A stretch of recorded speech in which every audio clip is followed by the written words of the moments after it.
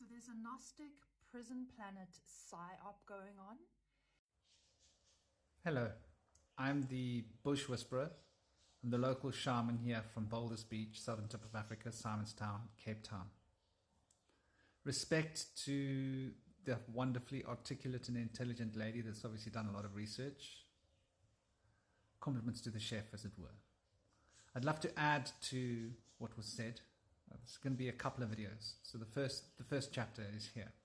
Responding to, are we living on a prison planet? What is this reality? I'm going to start off by looking at the history a little bit. There are ancient stories that can be found, and they are all over. The texts are in Syrian, in Hebrew, Paleo-Hebrew, in Greek, in Sanskrit versions. These texts are to be found all around the world. From a book called the Ogham. The Ogham ruins come from the Ogham. So there's a Norse tradition connection there as well. Anyway, the story of the Ogham is this, that there were 200 beings that took form. And the Greek story, the Greek version calls them the Gregoria. So let's call them the Gregoria for now. So these Gregoria were extra-dimensional beings, part of the angelic kingdom, as they were known in the Syrians, for example. And they took form, and they were not able to procreate. They were not able to evolve. They were being left behind because the time stream here was running at a different direction to their time stream. It's an interesting concept. But they were not from here, so they were having issues. They were basically getting left behind. And the solution came to them that they could mix their genetics with ours. In the process of mixing their genetics with ours, some of them changed. Some of them became power hungry. Those that were affected by this place, according to the Vedas, I'm going to jump around so you can see just how universal the story is. In the Vedas, they were called the Asuras. And the Asuras were some of the Devas and the Devis that basically lost their divinity to this place and started to become enticed by the desire body and the world to be fulfilling their desires here. These then created the Rakshas. The Rakshas were the monstrous beings, the monsters, giants.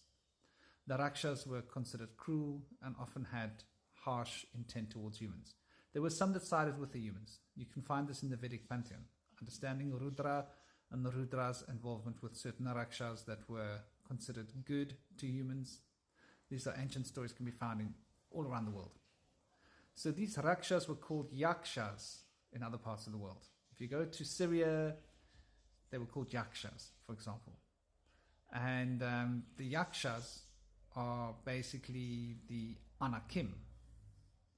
And the Anakim, this is the Paleo-Hebrew tradition of the story. The Anakim are the children of the Nephelim. The Nephilim were the response, what was created by the genetic hybridization of the humans with these beings.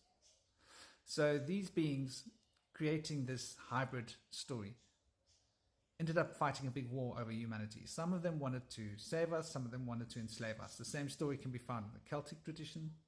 The same story is found in the sagas of the Norse tradition, the Germanic tribes. And in the Vedas, it's a universal story. In the Native American lands, the same story can be found. And there the giants were said to actually be eating human flesh. The Aboriginal stories from Australia and New Zealand tell the same story. And China.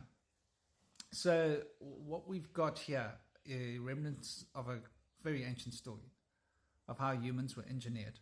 And it's basically the Sumerian story being told. And the same story from Sumeria obviously was told in Arcadia. So Enki was known as Ea in Arcadia. Ea became Ya to the Paleo-Hebrews. Ea.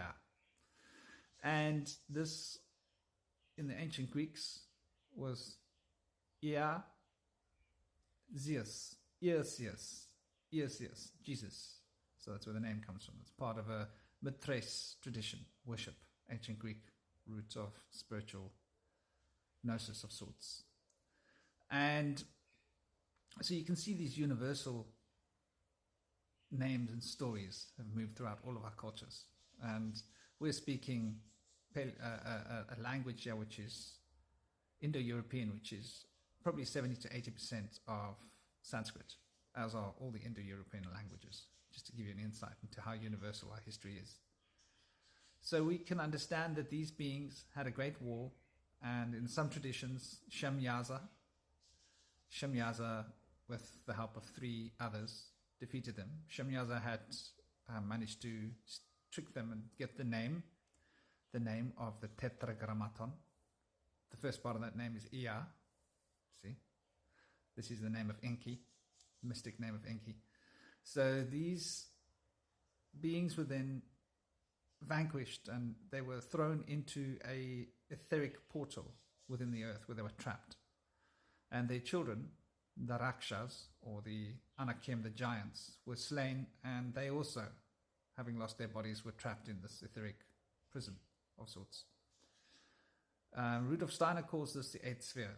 It's called the Duat, or the abyss from Kabbalistic lore. And so these beings being trapped there wanted to engage with humans. And they had engineered many humans' bloodlines to be having a lot of their blood. So now you see where royalty comes from. They enslaved us using royalty. And using royalty, they used conditioning, education, schooling, in various different ways, money, to ensnare the human race into a particular pattern of thinking. Why is this important? Well, you've got 3 different realms. From a shamanic perspective, when you enter into true reality, there is the divine reality, and there is the underworld. And then there is the world of transition between the two, which is the balancing harmonic sphere between these 2 levels of being. And that these 3 come together, and what is produced is this dream time, which is a dream, a fantasy. In the Vedic schools, we call this dream Maya. The ancient Himalayan shamans, which is the tradition I was trained in, we call it the Maya. So this Maya became what we use as reality. Now, the reason this is important is because the brain, the pineal gland, which governs all the electrical processes in the body, in the same way that the pituitary gland governs all the hormonal processes, largely. The emotional intelligence, the pituitary. The rational intelligence, the pineal. Pineal is attached to the thalamus, as the pituitary is attached to the hypothalamus. And all information from the senses has to be routed through the thalamus, where it is recoded into a different proverbial language. The language is then sent through the cerebral cortex, where it goes to the parietal lobes, where the dream of reality is manufactured. This dream of reality, according to neuroscience, is between 2 and 4 seconds in the past. So we are living 2 to 4 seconds in the past of true reality in our minds, in this so-called reality that we call reality. Something to think about. Someone throws a ball and you catch it. You actually caught the ball between 2 and 4 seconds before your hand grabbed the ball, before your realization of that exact moment. So we are definitely living in a delusion. The delusion of the Maya is because of the way that we are allowing our brains to control reality instead of just being a tool, in not inducting true consciousness through the etheric field. And the etheric field is within the astral field, and the astral field is within the causal field, the 3 worlds of the shaman. Atzilut, Bria, and Yetzirah. And they come together in Isya. That's the Isya is this goof that we're living in, this physical representation of reality. So in a sense, we are living in a false matrix. And the false matrix is only false because it's an echo of reality happening 2 to 4 seconds after the true reality is happening. Hence, we are able to do miracles when we enter into true reality, because we can see the actual confluence of forces and manipulate alchemically the state of being through the consciousness field in the way that it's manipulating this state of experience. It's a 2-way channel, shall we say. So we're able to affect the forces of being in this way. So it's very important to understand that yes, we are in a prison planet, but a prison planet's been created in our minds by us. And yes, there are beings that are affecting those powers on earth and have been manipulating us for thousands of years. But at the same time, we're also free, and this world is also beautiful. I will be sending another video to the next bit